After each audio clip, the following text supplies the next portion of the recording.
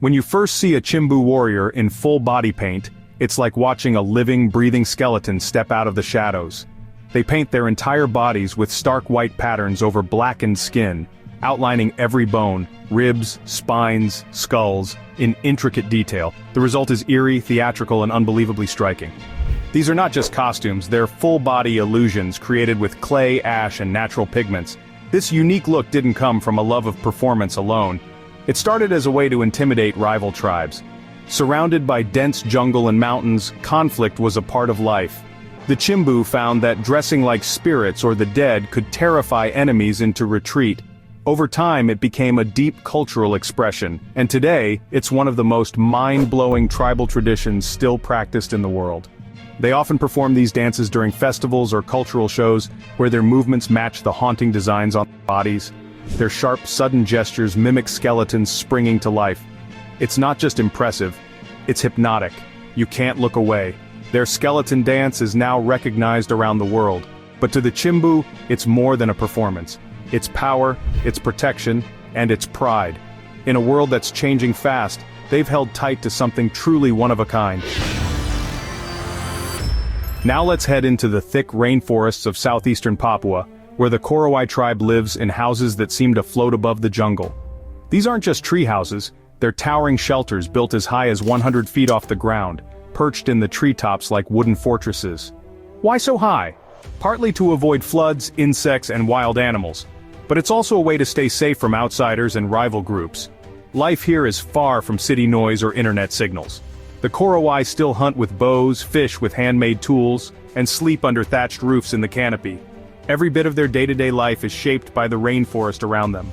Climbing into a Cororoai treehouse is an adventure on its own. They use vines and wooden poles like natural ladders. Kids grow up doing this daily, moving from treetop to treetop as casually as others walk down a sidewalk.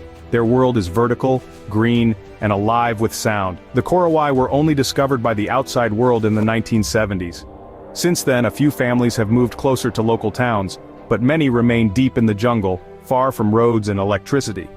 Their connection to the forest runs deep. It gives them food, shelter, and stories passed down for generations. And just when you thought things couldn't get more surreal, let's now drift to the sea, where an entirely different tribe spends life floating, not climbing. Off the coast of Southeast Asia, there's a group of people who live almost entirely on water.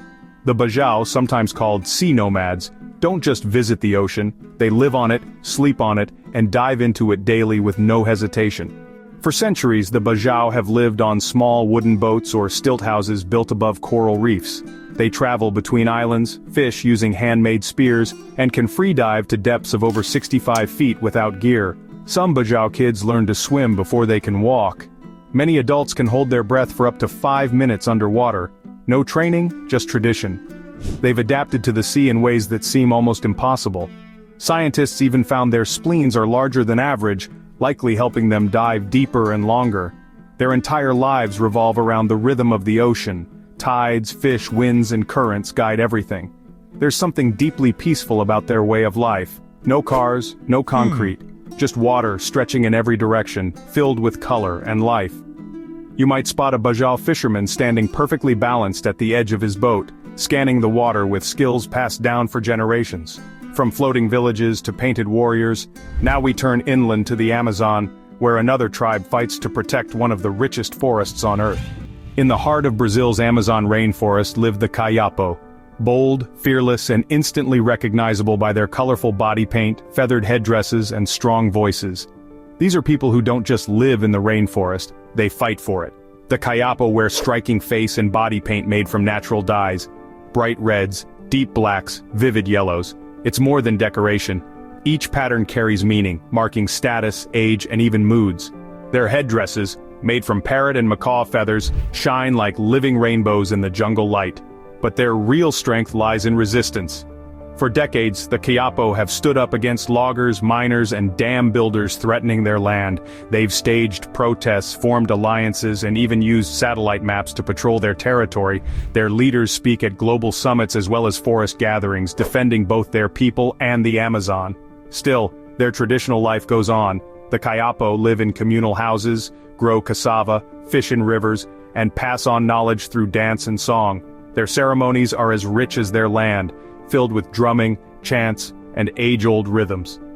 And next, we head to the blazing deserts of Namibia, where beauty takes on a whole new meaning among the Himba people. In the dry, sun-drenched lands of northern Namibia, the Himba people live in a way that feels like another time, yet they've never stopped moving forward in their own way. What sets them apart at first glance is their stunning appearance. Glowing red skin, thick braided hairstyles, and handcrafted jewelry that tells stories without a single word. The red hue that covers their bodies isn't makeup, it's a special mixture of butterfat and red ochre called ogies. It protects their skin from the brutal desert sun, but it also holds deep cultural meaning. It's beauty, tradition, and identity all in one. Their hair is styled into elaborate locks using the same ochre mix, each design signaling age, social status, and life stage. Himba women are the heartbeat of the community. They manage the household, raise cattle, and maintain spiritual traditions passed down for generations. Life here revolves around the cattle and the sacred fire, which links the living to their ancestors. There's no rush, no tech, just rhythm, tradition, and survival in one of the harshest environments on Earth. Despite growing interest from the outside world, the Himba hold firmly to their way of life. They've found a way to stay rooted in the past while navigating the present. Every detail, from their clothes to their homes, speaks to who they are and where they come from. Now let's leave the desert heat behind and climb into the cool, rugged valleys of the Hindu Kush, where another tribe lives with secrets, stories, and a splash of unexpected color. Tucked away in the remote valleys of northern Pakistan, the Kalash people live surrounded by towering peaks, ancient myths, and bursts of color that feel almost dreamlike. They're unlike any other group in the region, and no one's entirely sure where they came from. The Kalash stand out for many reasons. Their language is unique, their festivals are filled with music, dance, and wine, and their clothing? Bright embroidered robes, beaded headpieces, and belts that shimmer in the mountain light. It's a vivid contrast to the muted colors of the rocky landscape around them. They follow a belief system rooted in nature and the changing seasons. Their gods live in the mountains and spirits fill the rivers and trees. Celebrations like Chilam Joshi welcome spring with feasts and dancing that can last for days. Everyone joins in, young, old, tourists if they're around, but the traditions stay proudly Kalash. Some believe they're descendants of Alexander the Great's soldiers. Others think their roots stretch even further back. Whatever the truth, the Kalash have preserved their culture for centuries, tucked away in high valleys with wooden homes stacked against the cliffs. From desert reds to mountain blues, we now travel even further north, into the frozen forests of Mongolia, where one of the world's rarest tribes lives side by side with reindeer. Far up in Mongolia's northern taiga, where winter bites hard and the trees never end, the Duga people live with one of the most magical animals on Earth: reindeer. They don't just herd them, they ride them, raise them, and rely on them in ways that are rare anywhere else. The Duga are nomads. Their homes are portable felt tents, and they move with the seasons, following the paths of their reindeer through forests thick with snow. These animals are everything: transportation, milk, connection to the spirit world. Children grow up riding them like ponies, learning to balance and steer through dense, icy terrain. Their way of life is deeply tied to nature. They hunt, fish, and gather just enough to live. Shamans are still part of the culture, performing rituals to heal or guide the community. Even their language carries words you won't find outside the forest. Words for snow types, wind shapes, and animal tracks. With fewer than 300 Duga left, this culture is fragile but powerful. They've adapted to one of the planet's harshest environments with grace and balance. When you see a child riding a reindeer through the frozen woods, this isn't just survival. It's a way of life that feels both ancient and enchanted. Deep in the heart of Central Africa, researchers recently uncovered a tribe like no other, a community made up entirely of women. No men, no outsiders, just a group living in isolation, dressed in intricate jewelry and ceremonial coils, moving gracefully through the forest like they've done for generations. Locals had spoken of them for years, but no one had proof until now. The tribe remains largely a mystery. Their language is still being studied, and their traditions are only beginning to be understood. Everything about them, from their self-sufficiency to their rituals, suggests a culture that's rare, powerful, and entirely unique. Why they live apart is still unknown. But one thing's certain: as incredible as this discovery is, it's not the only one. Around the world there are other tribes where women lead, and you'll meet them very soon. Hidden high in the mountains near Lugu Lake in southwestern China lives one of the rarest social systems in the world, the Mosuo, often called the last matriarchal society in China. Here, women are the heads of households, property is passed down through the female line, and the grandmother is often the most respected person in the family. But what truly makes the Mosuo fascinating is their unique approach to relationships. Instead of traditional marriage, they practice what's known as walking marriages. In this system, women choose their partners freely, and men visit their partner's home at night, returning to their own families by morning. There's no cohabitation, no shared property, and children are raised by the woman's family. It's a system built on trust, independence, and choice. The Mosuo live in tight-knit communities, raising livestock, growing crops, and holding on to centuries-old customs. Despite increasing tourism and outside interest, many Mosuo women continue to lead with quiet strength and pride, shaping a society that flips conventional norms on their head. They've built a peaceful, functional world where women make the rules. And for the Mosuo, that's just how it's always been. High in the canyons of northern Mexico, the Tarahumara people, or Raramuri, meaning those who run fast, have stunned the world with a natural gift running. But this isn't just sport, it's part of life. The Tarahumara run across rocky cliffs, narrow paths, and desert trails, often barefoot or wearing handmade sandals, covering distances up to 100 miles without stopping. They don't train like athletes. Their strength comes from daily life, walking miles to farms, chasing game, and delivering messages between villages. It's normal for Tarahumara kids to start running at a young age, keeping pace with their elders like it's second nature. Running is spiritual too. It's tied to festivals, ceremonies, and even competitions where they chase wooden balls over huge distances. Their endurance has amazed marathoners and researchers alike, and in a world driven by speed, the Tarahumara show us something different: how to move with strength, balance, and calm across the land they've called home for centuries. In the green rolling hills of India's Nilgiri Mountains lives a tribe unlike any other, the Tota. Known for their curved, barrel-shaped houses that resemble hobbit homes, the Tota people have built a quiet world full of deep traditions and sacred connections to nature. Their homes, made of bamboo and thatch, have tiny doors you have to crawl through, said to keep out wild animals and bad spirits. But what really defines the Tota culture is their bond with buffalo. These animals are central to their beliefs, rituals, and even daily meals. Tota women wear thick draped shawls with black and red embroidery, while the men often tend the buffalo and chant ancient prayers during ceremonies. Their language is unique and not spoken outside the tribe. Though their numbers are small, their culture is incredibly rich, a mix of mystery, beauty, and simplicity. And while modernization has touched their region, the Tota still protect their quiet world among the hills, where curved rooftops and sacred pastures hide stories passed down for generations. Clinging to the steep mountainsides of northern Luzon, the Ephuga people carved out one of humanity's most breathtaking creations, the Banawe rice terraces. Built over 2,000 years ago using only hand tools, these terraces still produce rice today, flowing with water from the surrounding forests like living stairways to the clouds. The Ephuga didn't just build for farming. Their terraces are part of a spiritual system that honors ancestors, the land, and balance. Every planting season comes with rituals, offerings, and songs that tie the harvest to the heart of their culture. Their homes are made of wood, raised on stilts, and their clothing reflects their traditions. Bright woven fabrics with red, black, and white patterns. Elders still share oral stories passed down through centuries, keeping history alive through words, not books. Despite modernization creeping in, the Ephuga remain proud stewards of their land.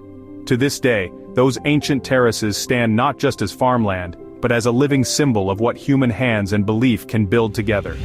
Stretching from Senegal to Sudan, the Fulani people are among Africa's most widespread tribes, yet they've managed to keep their culture intact through movement, music, and memory.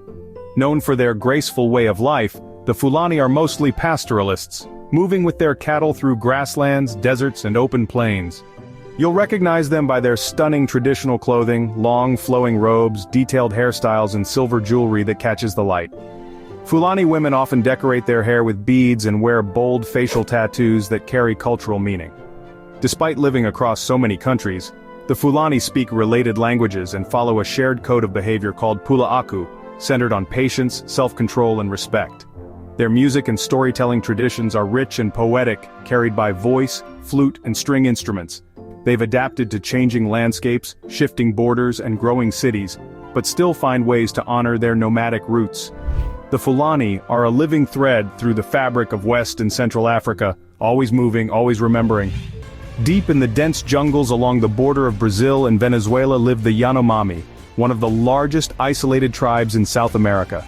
Hidden from the world for centuries, their homes are built in massive circular structures called shabanos, open in the center like miniature villages under a single roof. The Yanomami live close to nature. They hunt with bows, fish with handmade tools, and grow bananas, cassava, and other crops in garden plots. Their knowledge of the rainforest is vast. They know every sound, every plant, every shift in the wind. But it's not just survival. Their lives are woven with rituals, storytelling, and spiritual beliefs that tie them to the forest and the spirits within it. Shamans play an important role, healing and guiding the community using chants and herbs. Today, they face growing threats from outsiders, but they continue to protect their land with strength and unity. The Yanomami aren't just rainforest dwellers, they're its defenders, holding one of the last great wildernesses together, one day at a time. Across the deserts and dry plains of Gujarat and Rajasthan, the Rabbari people move with quiet grace. They're traditional herders and pastoralists, known as much for their cattle and camels as they are for their striking appearance. Dressed in vivid red veils and long black garments, Rabbari women stand out against the sandy backdrop like living tapestries.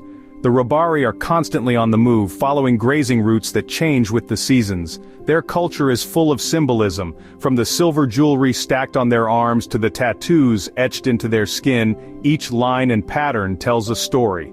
These tattoos are part of identity, protection, and legacy. Their embroidery work is world famous. It's bright, detailed, and entirely handmade, often stitched with mirrors and vibrant threads that reflect the sun. Despite the hardships of nomadic life, the Rabbari keep their traditions alive in every stitch, every story, and every caravan that crosses the horizon. They carry their culture with them like a second skin, embroidered, marked, and full of movement.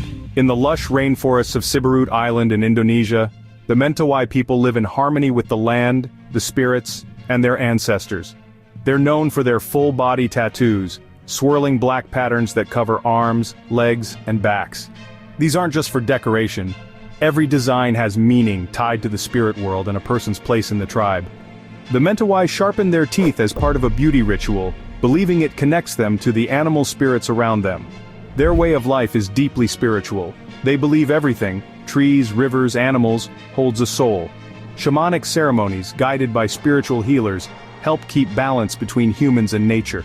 They live in long wooden houses called uma, shared by extended families, surrounded by thick forest and wild rivers.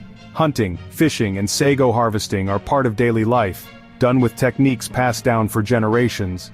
Even with outside pressure, many Mentoai still choose to live traditionally, holding fast to their identity, marked in ink and memory. In the dense green heart of the Brazilian Amazon lives a tribe that may be the most threatened on Earth, the AWA. With a population of only a few hundred, some still live in complete isolation, moving silently through the forest with bows in hand and families at their side. The AWA are expert hunters and gatherers. They walk barefoot, blending into the jungle with ease. They're known for their close bond with animals, often adopting orphaned monkeys, parrots, and other creatures as family, raising them alongside their children. Their lives depend entirely on the forest. Every tree, stream, and animal has a role in survival. But that way of life is under constant threat from deforestation and illegal logging. Despite these challenges, the AWA remain one of the last tribes to live so closely with nature, resisting outside influence and holding on to their ancestral ways. They are not relics of the past. They're living proof that another way of life is possible, even in a vanishing world. Scattered across over 300 islands in the Caribbean waters of Panama, the Kuna, also known as Guna people, have built a life surrounded by sea, sky, and tradition. Their islands are small, flat, and sunlit, but their culture is anything but simple. The Kuna are especially known for their molas, layered textiles made by women using reverse applique techniques. These bright geometric patterns tell stories, reflect nature, and are worn proudly across the islands. Women play a central role in Kuna society, especially in family and economic matters. In some villages, it's the woman's family that a husband joins after marriage. They also have strong self-governance, maintaining their own leadership and community rules, even while being part of Panama. Their vibrant dances, music, and colorful clothing make Kuna villages feel alive with movement. While tourism has brought change, the Kuna continue to protect their culture, language, and islands, facing rising sea levels and modernization with steady pride. In the hills of Papua New Guinea, the Chambuli people turned Western ideas of gender upside down. Studied by anthropologist Margaret Mead in the 1930s, the Chambuli became known for flipping what most cultures consider normal gender roles. Here, women took the lead. They handled trade, made decisions, and ran the household. Men, on the other hand, were more concerned with beauty, art, and social gatherings. They decorated themselves and spent time preparing their appearance for ceremonies and events. This balance wasn't seen as strange to them, it was simply how things were. Their culture valued different contributions, and those roles worked in harmony with daily life. Though modern influences have shifted some of these dynamics, the Chambuli remain an important example of how flexible and diverse human culture can be. They remind us that tradition isn't fixed, it's shaped by people, place, and the stories we choose to carry forward. From mountaintops to deep jungles, these tribes show us just how diverse, creative, and incredible human culture can be, and still is today. That's about it. Write in the comments which of these tribes impressed you the most. For more useful information, watch other videos.